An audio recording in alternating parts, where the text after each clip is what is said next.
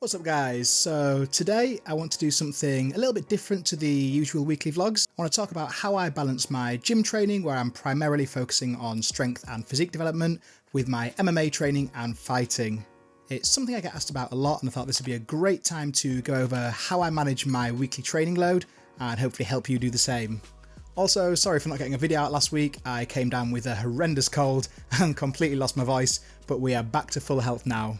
Most guys around my age grew up watching pro wrestling and Dragon Ball Z and Rambo, and all of the main characters were these super jacked guys that could fight, and I think that's what we all ended up wanting to be like. We wanted to be in great shape and be able to fight. But I feel like too often now, those two things are seen as completely mutually exclusive. Most of the fitness and bodybuilder community look at fighters and say, oh, you're really small, or you need to put on some muscle and stuff like that. And at the same time, most of the MMA community look at bodybuilders and say, oh, you've got all that muscle and you can't even throw a punch, or they just say that getting that big is basically just insecurity for not being able to fight. And for me, the obvious answer is just do both. You can gain muscle, you can look good, and you can train and fight in combat sports all at the same time. You just need to structure your training with those goals in mind. Now, don't get me wrong, if you're planning on stepping on stage for the next Mr. Olympia and winning a UFC World Championship at the same time, it's probably not going to happen, which leads me on to my first point, which is establishing what your goal actually is. I'm going to break this down into 3 categories just to make things simple, but you might well find yourself somewhere in between 2 of them. The first one is you want to look as good as possible, but you also want to have some fighting skills. The second one is you want to have a good balance between your fighting skills and your physique. And the third one is you want to be the best fighter you can possibly be, but also look pretty good at the same time. You can sort of think of these as a slider with physique at one side and MMA fighting and training at the other, and it's up to you where on that scale you want to land, or you could see it as putting skill points into an RPG character if that's what floats your boat. The main reason you want to decide what your goal actually is realistically there's only a certain amount of hours in the day, and you need to decide where you're going to assign the majority of your time for training. Now, something to remember is this doesn't have to be the same all year round. I've definitely gone through phases where I've put more time and energy into my physique development, and I've gone through phases where I've put much more time and energy into my MMA training. There's nothing wrong with being somewhere in the middle of the slider that we were talking about, and then moving one way or the other depending on what your goals are, if you want to compete in MMA or bodybuilding or anything like that. Me personally, right at the moment, I'm probably about 2/3 of the way along that slider, with slightly more of a focus on MMA than my physique at the moment. Like I said, this changes quite a bit throughout the year depending on what I've got going on, and I'm in a bit of a weird situation at the moment where I might be competing in boxing in a couple of weeks, but nothing's actually confirmed. Obviously, when I have a fight booked, I focus much more on my MMA training, but then post-fight, I normally spend a bit of time focusing more on physique and trying to rebuild any muscle I might have lost during the weight cut. So with that said, this is my current training schedule. Monday morning is a strength-focused upper body session. Here I'm focusing mainly on big compound movements with a rep range of around 5 to 8 reps. I finish this session with 10 sets of 20 seconds max power on the ski erg. After that, I go pretty much straight into my first MMA session of the day, and this is a grappling focus session. I usually try to go pretty light in this session and focus much more on technique and just flowing through positions. Monday evening, I have my second MMA session of the day, and this is more general all-around MMA, everything from wrestling to striking to jiu-jitsu. This is usually more intense than the first session, but still not super high intensity. Tuesday morning, I have a strength-focused lower body session. Again, focusing mainly on compound movements with the same 5 to 8 rep range as Monday's session, and this time finishing off with sled pushes. Then in the evening, I have full MMA sparring, which is probably the most intense and coincidentally my favourite session of the week, at least in terms of MMA training. Wednesday morning, I completely take off, no training at all. Then Wednesday evenings, I have a striking session, which mainly consists of pad work, partner work, and sometimes some very light technical sparring. Thursday morning is back to upper body, but this time for a more hypertrophy based session. I still do mainly compound movements, but I throw some isolations in there this time, and I tend to work with a rep range of around 8 to 15 reps. I also throw a bit of ab training this session just for good measure. Then in the afternoon, I have a boxing session where we work technique, movement, and landing those big knockout shots. Thursday evenings I normally take off as I'm coaching an MMA class, but sometimes I'll get there a little bit early and just do a bit of bag work. You might have already guessed it, but yes, Friday morning goes back to lower body for a hypertrophy based session.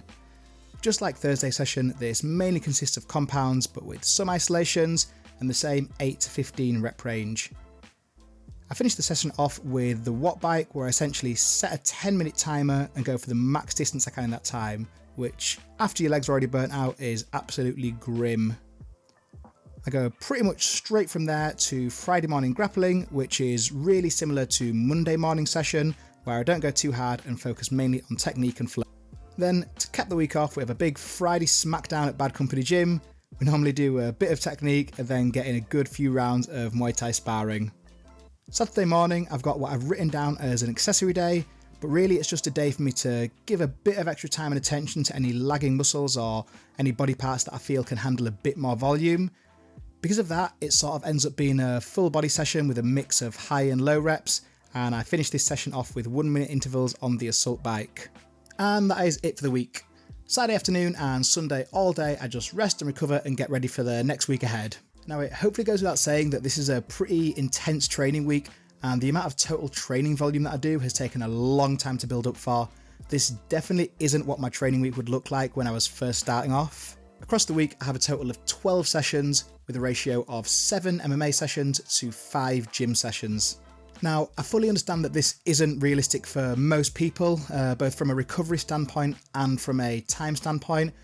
Obviously, I do work full time, but I work for myself, so I'm in the very rare and lucky situation where I've got quite a lot of control over my schedule. But like I say, this isn't usual for most people. So I'm going to go over what you can do to get that same sort of balance between fighting and physique training. The first thing you need to do is find the minimum effective dose. This is basically the minimum you can get away with doing and still see improvements. Now, I've been a PT for a long time and I've coached a lot of people through body transformations. And in my experience, the minimum time you need to be spending in the gym to see significant results is twice a week for around 45 minutes to an hour each session. In terms of MMA training, I've seen people start off with just once a week and still see some really good progress there. So that's how I'd start. 2 days in the gym and 1 day of MMA training. Now, let's say you manage to find an extra day to train. I'd definitely add in an extra MMA session. You'll get a lot more going from 1 to 2 MMA sessions than you'll get going from 2 to 3 gym sessions. Once you're at 2 of these each per week, how you allot any more free time that you get really comes down to you and which one of these things you want to see more progress in. I'm going to go through some quick recommendations on how you should structure your training or how you should program your training, depending on how many days you have available to train. Now remember, these are just my recommendations and I'm definitely not saying this is the only way to do things. So starting with gym training, like we said, the minimum time you should be spending in the gym really, it'd be about 2 days a week. If I was doing that, I'd be doing 2 full body sessions. I'd do one a little bit more strength focused with slightly lower reps and one a bit more hypertrophy focused with slightly higher reps. If you had 3 days in the gym, I'd stick to full body training and I'd just keep one of them strength focused and make 2 of them hypertrophy focused. Now if you had 4 days in the gym, I'd switch to a upper lower split. So 2 days upper body training and 2 days lower body training.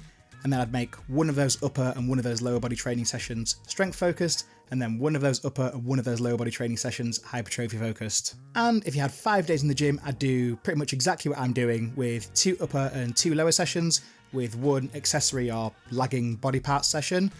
Or I would do push-pull legs, upper lower. I'd make the push, pull and leg session all hypertrophy focused, and I'd make the upper and the lower body session strength focused. In terms of structuring your MMA training, it's a little bit harder because you're more at the whim of what the coach is teaching. You can't really dictate what you're going to learn on a week-to-week basis. But I'd just say try to get in a good mix of all aspects of MMA. So make sure you're striking, grappling, and at the same time make sure you're also doing drilling, sparring, everything like that. That sort of leads me into a really important point to consider, and that is your recovery. It should probably go without saying that recovery is super important. If you're really burnt out all the time, or even worse, just getting injured every single week, then you're probably not going to see that much progress at all. You might have heard the term total recoverable volume, which in a sense is the complete opposite of minimum effective dose. It basically means the maximum amount you can do and still recover from. I'm not going to go too deep into recovery because it could honestly have a full video for itself, but here's a few key things or sort of recovery in a nutshell. The first two questions you want to ask yourself are 1, am I functioning well in day-to-day life? And 2, is my training performance continuing to improve? If the answer is no to either of those, then you might not be recovering well enough. So what's the fix? Firstly, sleep. I can't remember who, but someone once said if the effects of sleep could be bottled and sold, it'd be classed as a performance-enhancing drug, and I could not agree more. When it comes to recovery, sleep is your best friend. Get as much as you can, make it as consistent as possible, and you'll notice a lot of your recovery issues just disappearing completely. If you're nailing your sleep, then the next thing to look at would be your nutrition. Again, I won't go too deep on nutrition because it could also do with a full video for itself, but I'll try to summarise it as much as possible within the context of recovery. The first thing to look at is your weight dropping? If the answer is yes, then you need to be eating more calories. If the answer is no, then you need to address your macro and micronutrient balance. This is extremely oversimplified, but a good starting point for your macros would be protein, 1 gram per pound of body weight, fats, 1 gram per kilo of body weight, and carbs just fill up the rest of your calories, and then just have as much fruit and vegetables as possible. Now, the big caveat here is obviously if you're trying to lose weight for either physique or competition goals. Obviously, if you need to lose weight, you need to be in a calorie deficit. If you're absolutely nailing your sleep, but you're still not recovering well enough because you simply can't eat as much as you need to in your deficit, then the only real answer is to reduce training volume. At that point, it's up to you to work out which sessions are of least value to you or which ones are the hardest to recover from, and either alter them or just remove them completely. I'm going to wrap this up with a few common mistakes that people make and what you can do to avoid them. The first thing is approaching fight and MMA training the complete wrong way. It's important to realise that MMA is a skill more than it is a physical exercise. This means that you can see massive improvements and become a much higher level fighter by focusing a lot more on technique and not necessarily just going as hard as you can in every single training session. You'd probably be better off saving that energy for your gym sessions and putting more of your mental focus and energy into MMA technique and becoming a more skilled fighter. The second one would be avoiding aspects of training that you don't like or just don't come naturally to you, although those two things often come together. One of my favourite quotes is, "The magic you seek lies in the work you're avoiding," and that can definitely be applied here. If you find yourself constantly skipping leg day or just turning up to sparring sessions and wanting to avoid drilling, there's a good chance you're going to hit a plateau and the ceiling for how much you can improve is going to be a lot lower. And the last one is what I call paralysis by analysis. Put simply, you need to take action. At least once a week, I'll have someone coming up to me and saying they want to get into MMA or they want to start going to the gym and get in the best shape they can. They'll ask me 100 questions, which of course I don't mind at all, but they'll get all the information about what classes are and when to go to them and everything like that, and I will never see them again. It's really easy to overthink things or give yourself 100 excuses why you'd be better off starting next week or next month or next year, but honestly, just find a gym, start training, and you can work the rest out along the way. If you've got any questions about gym training or MMA training or combining the two, just drop them in the comments and I'll do my best to answer as many as possible. And if you want to inquire about any coaching, just click the link in the video description. I hope you found this useful, and I will see you all next week.